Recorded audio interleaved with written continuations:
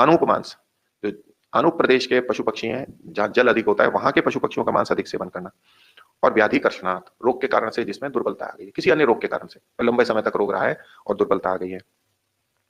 आगे कन्या नाम चैव गमनात् अयोनि गमनात् अपि, कन्या का अभिप्राय है जो छोटी है, कम उम्र की है, उनके साथ में मैथुन करने से भी ये ध्वजभंग की स्थिति बनती है।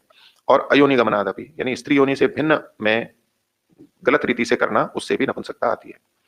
दीर्घ रोगाम चिरोत्सृष्टाम तथैव च रजस्वलाम, और कैसी महिलाओं के साथ मैथुन करने से नपुंसकता आती है, उसमें जो लंबे काल से रुग्ण महिलाएं हैं उनसे, चिरोत्सृष्टाम बहुत समय से जिन्होंने मैथुन छोड़ा हुआ है ऐसी महिलाओं से, और रजस्वला महिलाओं से, मासिक स्राव जिनका चल रहा है उस समय में। दुर्गंधाम दुष्ट योनिम च तथैव च परिश्रुताम, दुर्गंधित, दुर्गंध योनि हो, दुष्ट योनि हो, विकृत हो, उसमें से विभिन्न दुष्ट श्राव निकलते हो, ऐसों के साथ में मैथुन करने से भी ये नपुंसकता आती है। ईदृशीम प्रमदाम मोहात यो गच्छेत काम हर्षित, इस प्रकार की जो महिलाएं हैं जो ऊपर बताई गई हैं, इनके साथ जो मोह के कारण से अति कामासक्त होकर के और मैथुन करता है तो उसको ये नपुंसकता आ सकती है। चतुष्पदाभिगमनात् शेफश्चाभिघातता घाततः, तो चतुष्पदाभिगमनात् यानी चौपाए जो अन्य प्राणी हैं उनके साथ में मैथुन करने से भी ये ध्वजभंग हो सकता है। फिर मूत्रेंद्रिय के शेफश्च अभिघाता, चोट अगर लग गई हो, बाह्य आघात लग गया हो, तो भी ये नपुंसकता आ सकती है।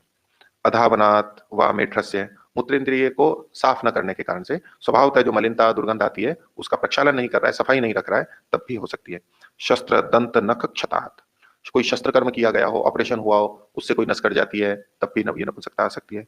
दंत से, दांत से अगर कुछ कट गया हो, किसी ने काट लिया हो, नख से नख लग गया हो, किसी तरह का क्षत हो गया हो, घाव हो गया हो, इनके कारण से भी वहां पर मांसपेशी जन्य दुर्बलता हो सकती है, ध्वजभंग हो सकता है।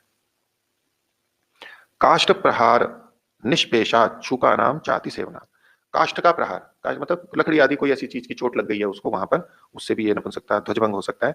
फिर निष्पेशा, निष्पेश कहते हैं कि किसी तरह से मसले जाने से, अत्यधिक दबाव से कोई ऐसी चीज गिर गई है, दब गया और फिर मांसपेशियों के अंदर विकार आ गया, तो भी ध्वजभंग हो सकता है।